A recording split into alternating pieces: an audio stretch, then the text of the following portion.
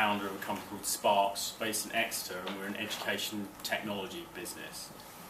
We've been around for about 18 months, so it started by myself and my co-founder. The idea has been around for a number of years, but we formally started putting money into the business about 18 months ago. We're part of a privately owned group of businesses. We're very well backed. Education technology itself has had somewhat of a resurgence over the last sort of 3 or 4 years, and if any of you have read Steve Jobs' biography, you'd know that one of the last conversations between Steve Jobs and Bill Gates was them discussing why it is that technology has had such a small impact. It's got massive penetration into education, but has a very small impact on the outcomes for education. In this country, when children learning mathematics, something like 40% of children leave school basically functionally innumerate, but barely able to do anything other than add up. And that hasn't really changed over the last 50 or 60 years since primary and secondary education has become universally available to all children, at least in this country. And there are lots of people have lots of theories about why that is, but what's clear is that technology has not had an impact on that statistic, despite the fact that technology has become almost close to infinitely more powerful and ubiquitous than it was, say, at the time when Neil Armstrong landed on the moon. A lot of you know how powerful the computers in Saturn V and the Apollo spacecraft were. They could hardly do anything. My iPhone is many hundreds of times more powerful than the computing power that was available on the spacecraft that went to the moon.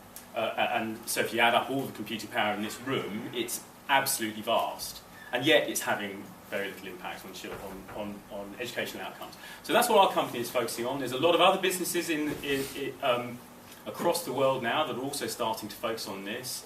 Many venture capitalists are starting to become interested in renewed interest in applications of technology to education, including people like the Gates Foundation backing things like the Khan Academy, which again I suspect some of you are aware of. So we have a particular focus in our business, which what we're trying to do is to apply scientific methodologies to very broadly to learning technology. So that's kind of a little bit of background about what we do and what we're interested in. So a lot of what we do is software technology, and particularly we've been using iPads to a large extent. And the good thing about iPads is you get lots of feedback very, very quickly, and that feedback loop kind of opens the floodgates to data. Data about how learning is going on. You can set tasks second by second for individuals. And if you've got a lot of patience and a lot of manpower, you can start to build up databases of activities for students to undertake, which can become responsive to what's happened to those students. In fact, it become responsive to what's happened to those students over the entire history of their sort of learning careers.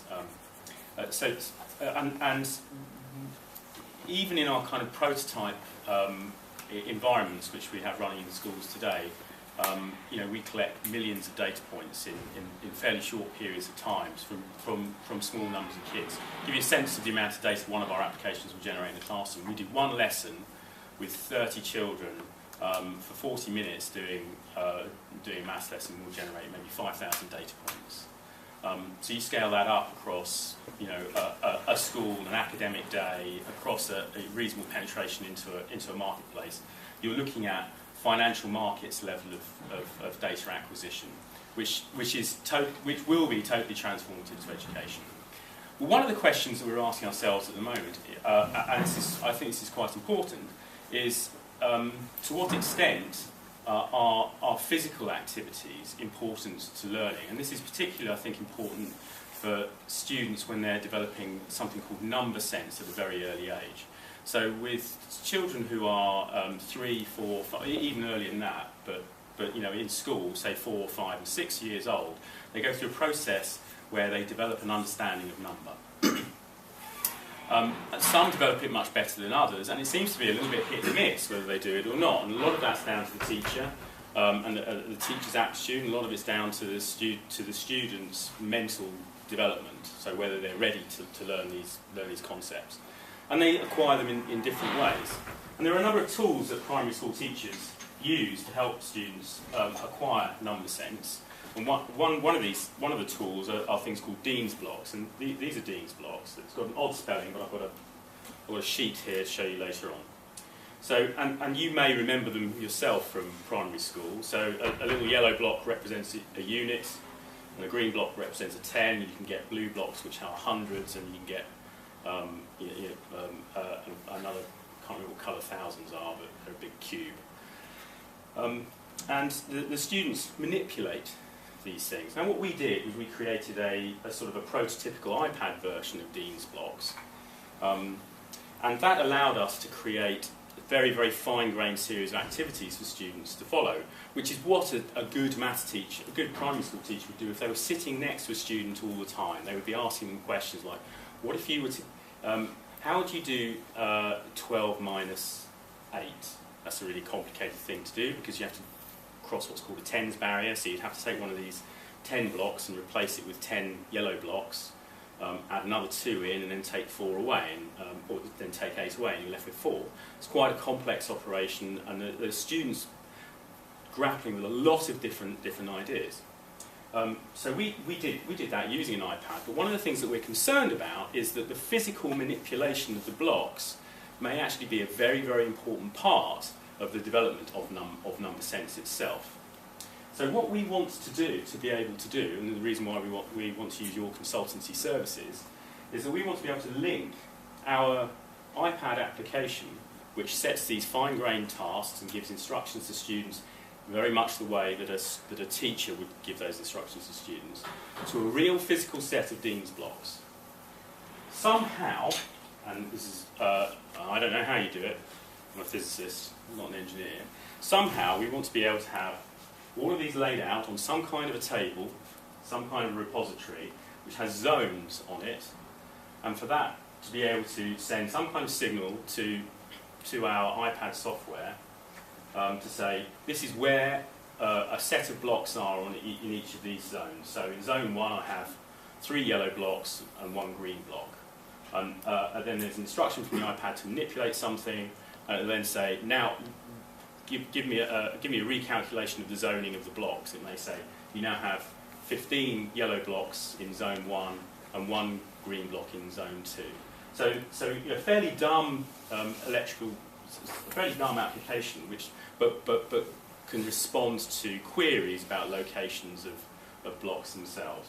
I think there are a number of sort of similar things that are available on the market today for doing other things. There are poker tables, for instance, which can sense different types of cards on the table. A long time ago, people developed things like motion capture technology for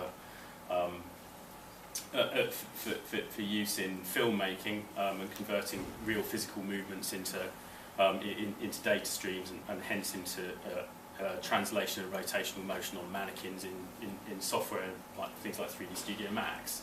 So, and I'm sure there are numerous other examples where you have kind of you're trying to capture physical relationships and relate them to models inside software. What we want to do, though, is to do something that's quite cheap, because in general primary schools don't have a lot of money to spend. So what we won't be able to afford is a series of expensive cameras, all kind of triangulating positions of 25 little identical blocks. If you can come up with a set of cheap cameras that can do that, then maybe that's the way of doing it. But you also want to be relatively easy to set up and put away. Because primary school teachers don't have a lot of time to set cameras up around a table and then coordinate and then actually calibrate that whole system so that it's working, which I would imagine would be a fairly tricky affair. So we want it to be relatively cheap, and by relatively cheap I mean that after scaling up to some kind of medium level production process, you'd be able to retail it for maybe £200, something like that. The budget that I'm suggesting for this activity is is £500. But within the first week, I'd be happy to enter into some kind of negotiation with you if you feel that that isn't enough.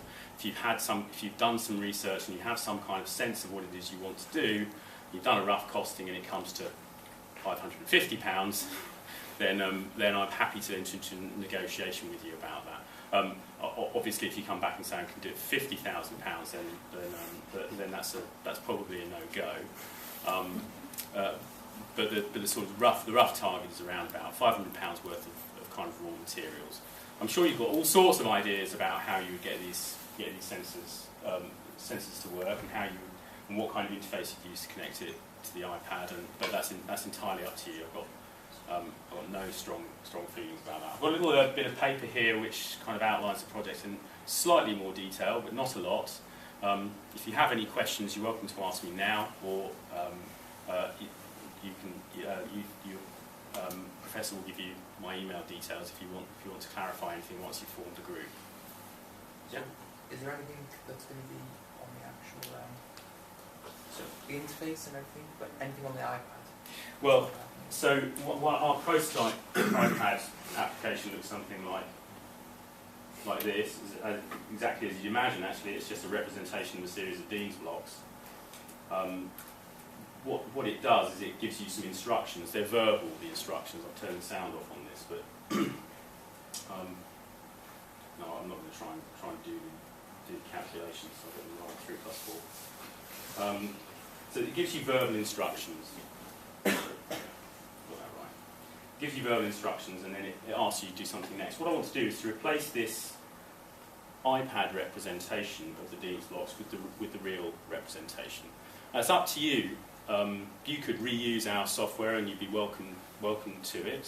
So I'll give you the source code for this particular application if you wanted to do that, if you're particularly into software engineering as well. Alternatively, you could develop your own, or you could simply create some kind of a test harness if you're not all that interested in the software side. So it's simply a question of you can get the data to a computer, and you can show that there are beginning and end states as you move things around. You can send a query from the computer